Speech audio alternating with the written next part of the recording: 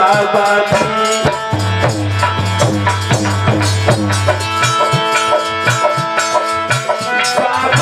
भोले बाबा जी भोले बाबा जी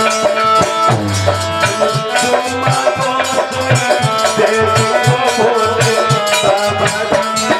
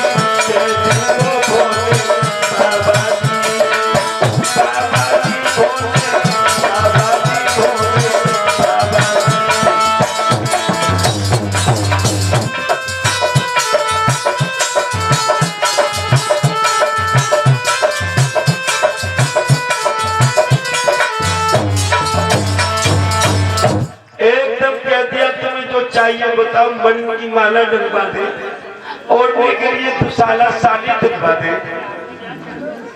कहने लगे महाराज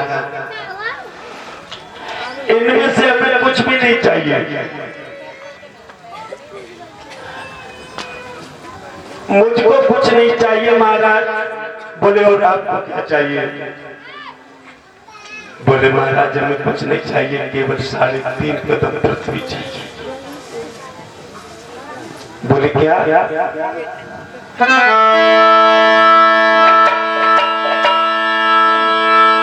कहना सोना चाहिए, चांदी चाहिए और ना चाहिए तेरी कोई रकम, और देना है तो देना चाहो।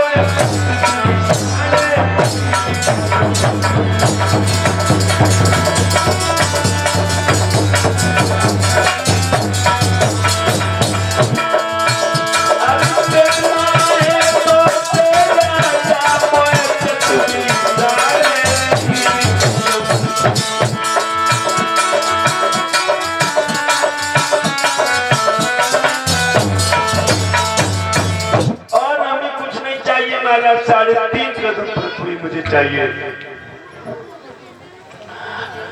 राजा बलि ने मन में सोची जितना ये छोटा ब्राह्मण है तितनी इसने छोटी बात करी। बोले महाराज आप जितने छोटे हो उतनी छोटी आपने बात की। अरे पृथ्वी आपको चाहिए, कम से कम इतनी तो मांग लेते जो तुम्हारा मंदिर बन जाता था, कोई रहने के लिए धर्मशाला बन जाती। भला मांगा तो क्या मांगा महाराज? 3.5 कदम पृथ्वी, जो मुझे देने में भी शर्म आएगी। अब भगवान मन ही मन में सोच रहे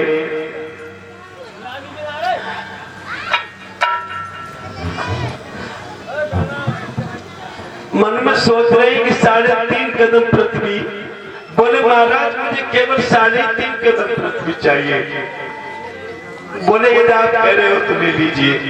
बोले ऐसे नहीं हम महाराज देंगे, जब तक तू संकल्प में नहीं दान कर देगा तब तक वो 3.5 कदम पृथ्वी नहीं लेंगे। माता बहनों भक्तों, आज जो हम तुम बैनामा करना चाहते हैं, पहले तो इंसान संकल्प में दान करते तो समझो बैनामा हो गया।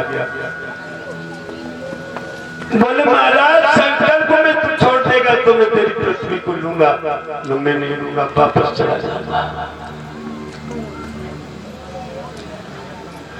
तब तक क्या हुआ कि दैत्य गुरु शुक्राचार्य आ गए, जो राजा बलि के गुरु थे शुक्राचार्य।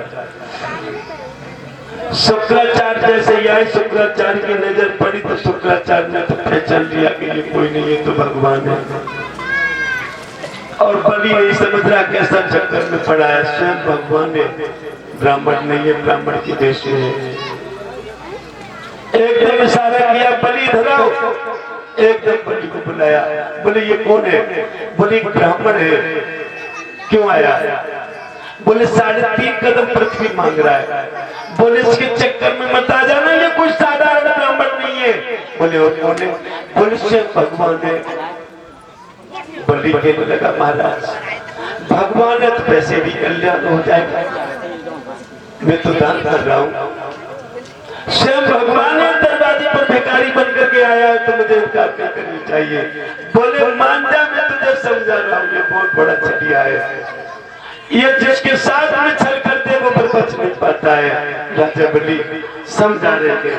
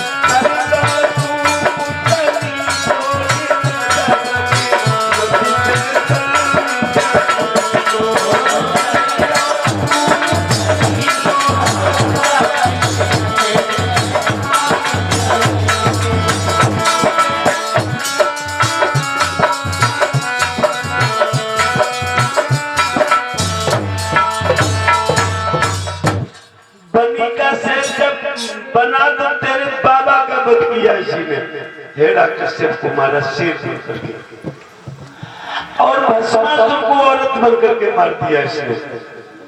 तू तो कोई चीज नहीं है राजा बन, इसे दान मत दे, बर्बाद करके तुझे देगा, ये विष्णु भगवान है। बोले नहीं महाराज, अब तो हम इसे दान देंगे इस ब्राह्मण को। एकदम हाथ में कमंडल लिया और एकदम संकल्प छोड़ने के लिए चले। शुक्राचार्य का पत्थर आया, काउंटर में जाके बैठ गए। बोले ये नादान नहीं मानेगा। जैसे संकल्प छोड़ा भगवान समझ गए पहले ही, मन की जाने तन की जाने, जाने चित्त की चोरी। समझ गए, कहने लगे राजा बलि एकदम भगवान ने एक सीख लिया सिर की चला दे। शुक्राचार्य की सीधी आंख में पड़ी, कान में आंख फूट गई, निकल के भागे। बोले कोई ले, कोई ले, हम कागज पढ़ते जा रहे, दो मान नहीं चले। चले गए।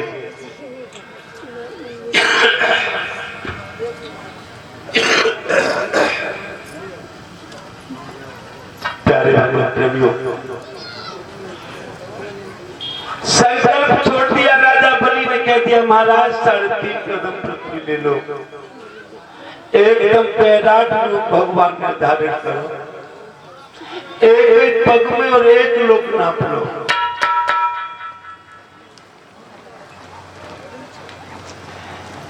सीधा पैर जाकर के ब्रह्मलोक में जाता है जहां ब्रह्मा जी बैठे हुए हैं। प्यारे भगवान प्रेमियों,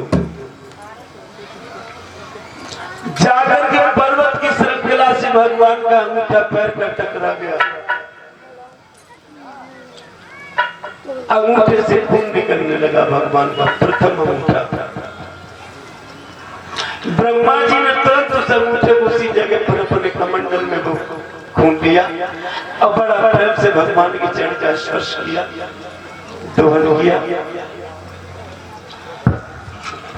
प्यारे भगवान प्रेमियों, कमंडल में जैसे भगवान का खून लिया जब राजा बलि का,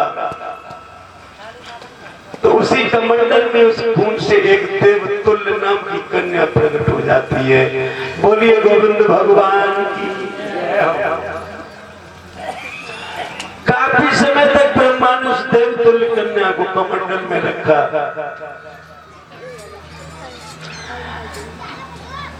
देवलोक को लेकर के फिर मंत्रलोक में आए। मंत्रलोक के बाद भूलोक पर जब आए स्वयं विष्णु भगवान, 3 पग में तीनों लोक हो गए।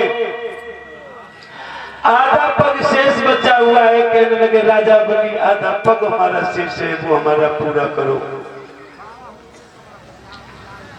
सामने राजा बलि की पत्नी खड़ी है विद्यावती, कहने लगी आधा कदम हमारा है, वो पूरा करो।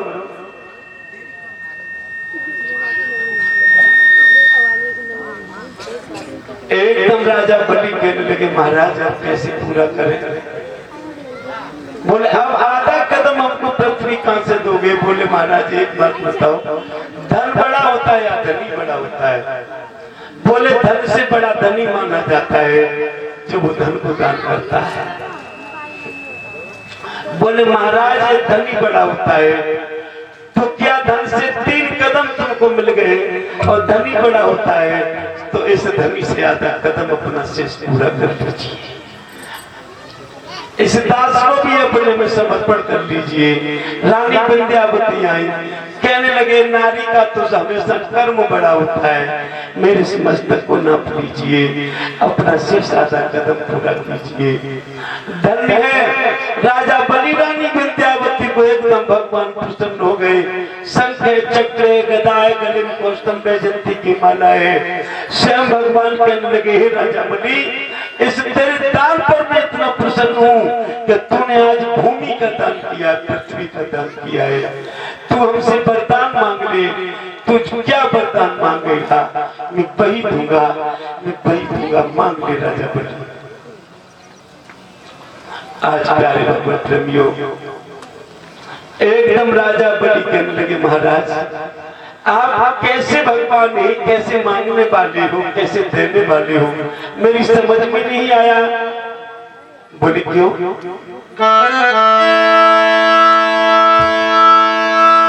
मन तो करता लड़ने का,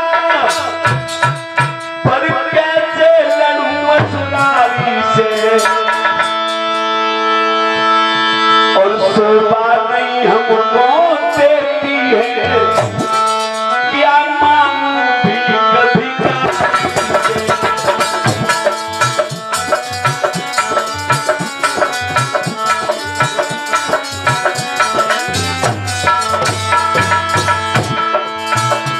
शोभा नहीं हमको देती है, क्या मांगूं भी कभी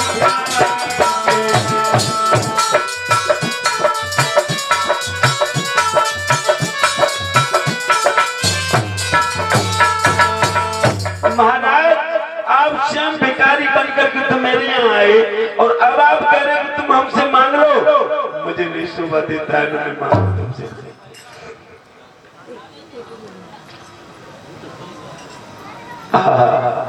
विंध्यावती सामने आ गई। रानी कहने लगी महाराज हमारे पति आपसे नहीं मांग सकते क्योंकि उन्होंने आपको दान दिया है। यदि आप देना चाहते हो तो मुझे दे दीजिए, मैं मांग सकती हूँ क्योंकि मैंने तुमको दान नहीं दिया। बोले विंध्यावती तुम मांग लो, क्या मांगना चाहती हो? बोले प्रभु जिस चीज का मैंने दान कर दिया उस वस्तु को मैं वापस नहीं मांगती हूँ। जिसका हमने दान कर दिया है उसको मैं वापस नहीं लेना चाहती हूँ और मुझे देना है तो दे दीजिए। बोले क्या मांगना चाहती हो? मांग लो। बोले महाराज मैं केवल यही मांगना चाहती हूँ कि मेरे पिया ने आपको दान दिया है तो प्रभु मेरे पिया की नजरों के सामने बने रहिए, नजरों से अलग मत रहिए। प्रभु बस मैं यही मांगना चाहता हूँ। भगवान ने कहा मस्त ऐसा ही होगा, तथास्तु मैं तुम्हारे पति की नजरों के सामने रहूंगा। सो ये एकदम इशारा मारकर विंध्यावती ने सारा करो प्रभु। राजा बलि से बोले अब इससे बदले ले लो, जी छलिया सब कुछ चले लेकिन अब जाए ढंग से चलो। तामसी जीव की थी वो विंध्यावती कह दिया महाराज मेरा हुक्म आप पूरा करो। एकदम राजा बलि गद्दी पर बैठो। बोले महाराज अब नजरों के सामने रहियो। अब जिधर राजा बलि नजर करे भगवान को उधर ही जाना पड़े, जिधर नजर करे भगवान को उधर ही जाना पड़े। धीरे धीरे बाली ने यही किया। बोले प्रभु देखे कब तक तुम मेरे नजरों के सामने रहोगे। खूब बानी सर्कस सिनेमा से खूब भगवान को दिखाओ और खूब नचाओ। समय बहुत हो गया। इधर माता लक्ष्मी भगवान को पता लगा रही है, पता ही ना है। देवर्षि नारद पहुंचे जाकर के लक्ष्मी एकदम नारद से कहने लगी मेरे भगवान को पता ना।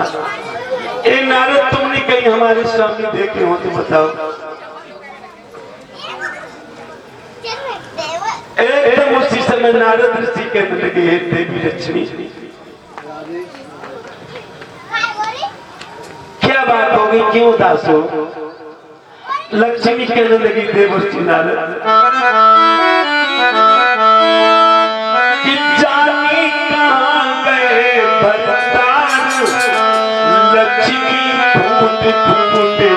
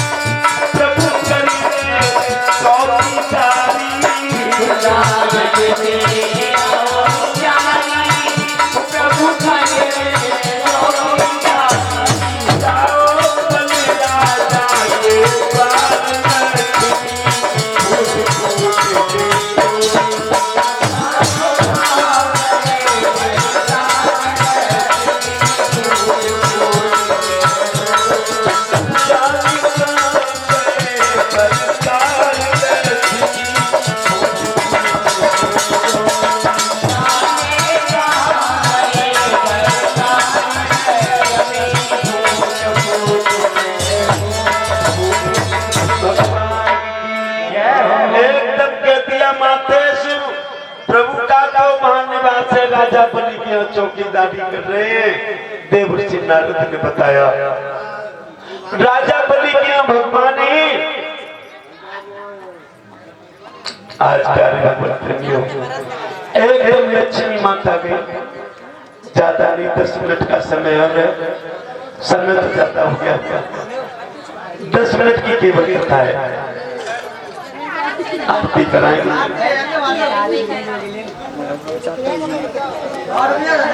प्रसाद प्राप्त करके जाए नहीं, थोड़ी देर की बात है।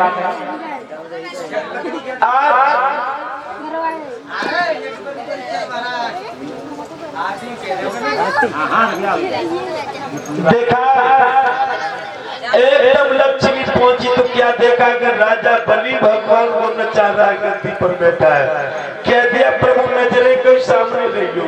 अब भगवान उधर ही भाग भाग के जाए, इधर से उधर, उधर से इधर। लक्ष्मी माता भाग करके पहुंची। क्या बात है?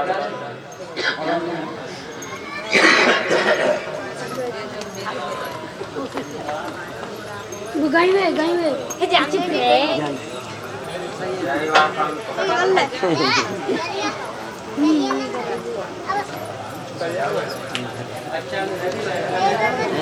लक्ष्मी जी ने सोचा भगवान से बात कैसे करी जाए। एकदम भाग करके लक्ष्मी जी पहुंची, बोले महाराज क्या कारण है। तब तक राजा बलि इधर को देखने लगा से भगवान को बताने जा रहे थे, भाग के वापस होना पड़ा। एकदम इशारा भगवान ने किया, लक्ष्मी माता समझ गई और राजा बलि के सामने पहुंच गई और एकदम चूंदर में तुम लोग मोनो फाड़ो और एकदम जाकर के कहने लगी भैया मैं बड़ी दूर से आई हूं और राजा बलि के हाथ में बच्चा तार मांगने लगी। भैया सावन को महीना है,